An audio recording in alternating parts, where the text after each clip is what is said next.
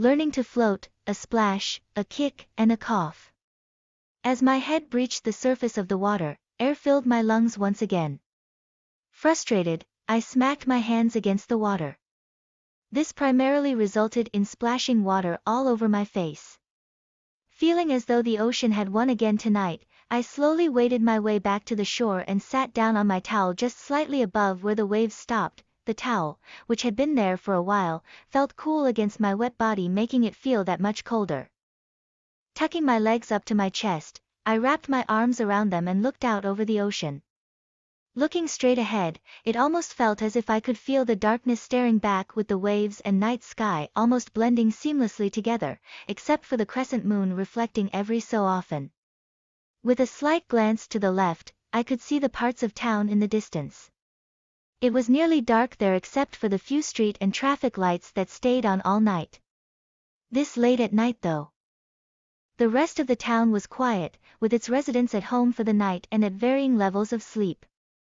We were a small town near the ocean, with our main draw being the beach, and the pier that jutted out over it to my right. However, it was nearing fall and any tourists that our town received had already gone home.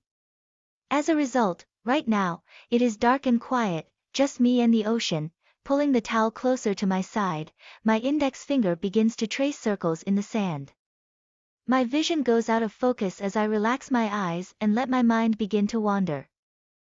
And wander it does back to earlier in the year when the sun was hot, the air was humid, and my friends from high school were all visiting for the 4th of July. While the festivities at the time were nice, it was the conversations that I had with them that stuck with me. We had used the evening to catch up.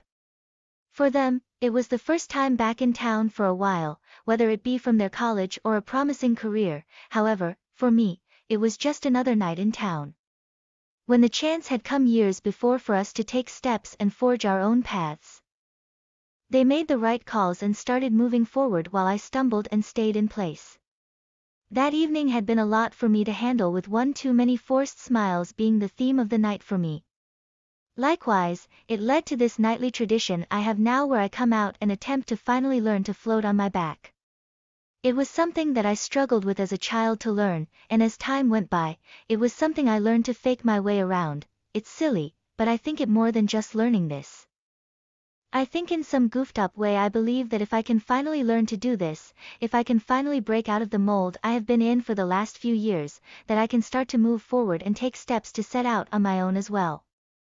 So, for the last 110 days, I have come out here, tried, and failed. Tonight marks the 111th night, and more than likely, one of my last shots before the weather shifts and the water at night becomes too cold for this. I don't want to give up. I want to succeed. But success is hard, especially when I do not want to ask for help. I have been like that my entire life. I have always wanted to try and do things on my own without asking for help or getting support. My mindset was that doing things by myself would make sure I always did things how I wanted. However, that also meant that when I failed, I had no one to blame but myself. Hence why when I stumbled, I stopped, refocusing my eyes and glancing down where my finger had been tracing. I realized the hole I had dug. My mindset has started to change though. I don't want to keep falling behind. I want to take steps forward.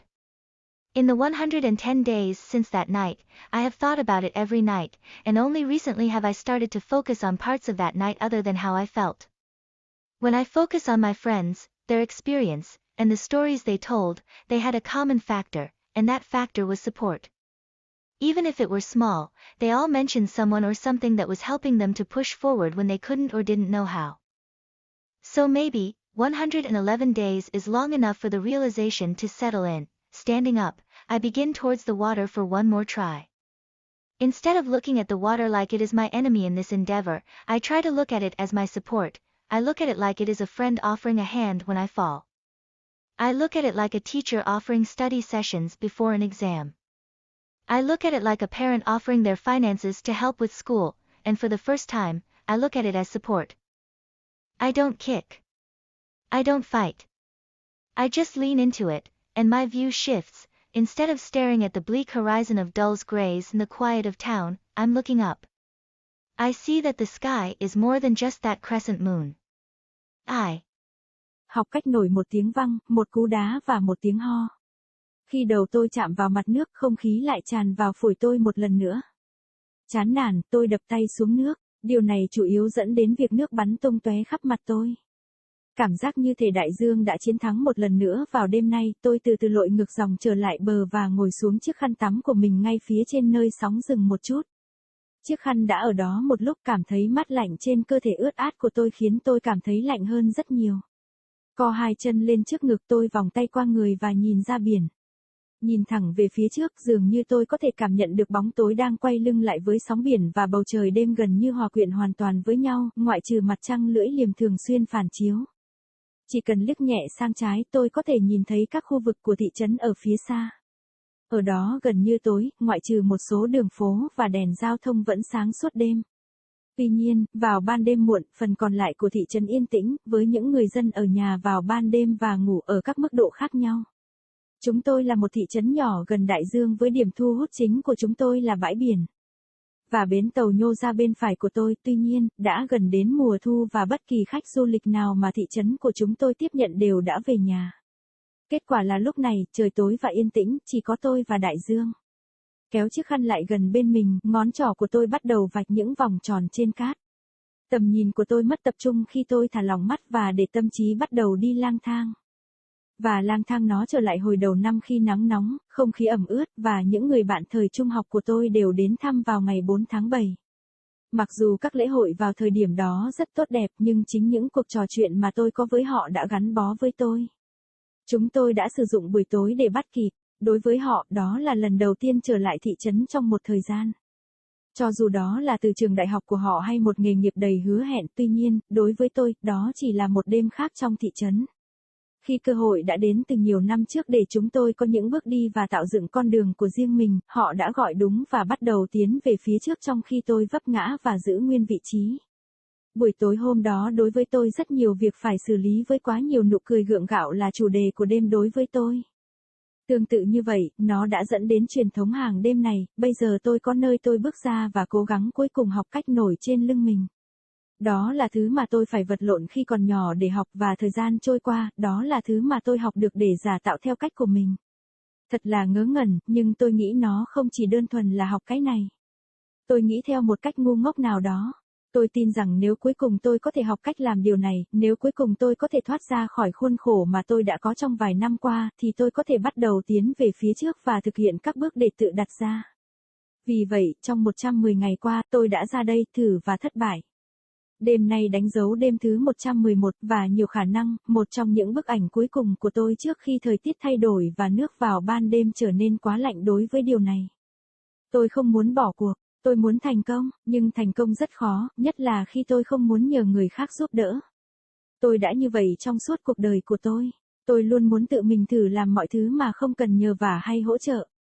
Suy nghĩ của tôi là làm mọi việc một mình sẽ đảm bảo rằng tôi luôn làm những việc theo cách mình muốn, tuy nhiên, điều đó cũng có nghĩa là khi tôi thất bại, tôi không có ai để đổ lỗi cho chính mình.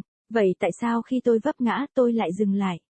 Tập trung lại mắt và nhìn xuống nơi ngón tay tôi đã dò tìm, tôi nhận ra cái lỗ mà tôi đã đào.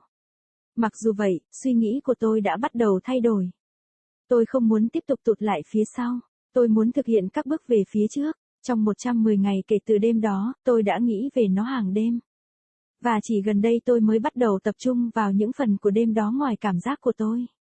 Khi tôi tập trung vào bạn bè của mình, kinh nghiệm của họ và những câu chuyện họ kể, họ có một yếu tố chung và yếu tố đó là sự hỗ trợ. Ngay cả khi điều đó là nhỏ, tất cả họ đều đề cập đến ai đó hoặc điều gì đó đang giúp họ tiến lên khi họ không thể hoặc không biết cách. Vì vậy, có thể, 111 ngày là đủ dài để việc nhận thức đi vào ổn định. Đứng dậy, tôi bắt đầu về phía mặt nước để thử thêm một lần nữa. Thay vì nhìn vào nước như thể nó là kẻ thù của tôi trong nỗ lực này, tôi cố gắng coi nó như chỗ dựa của mình.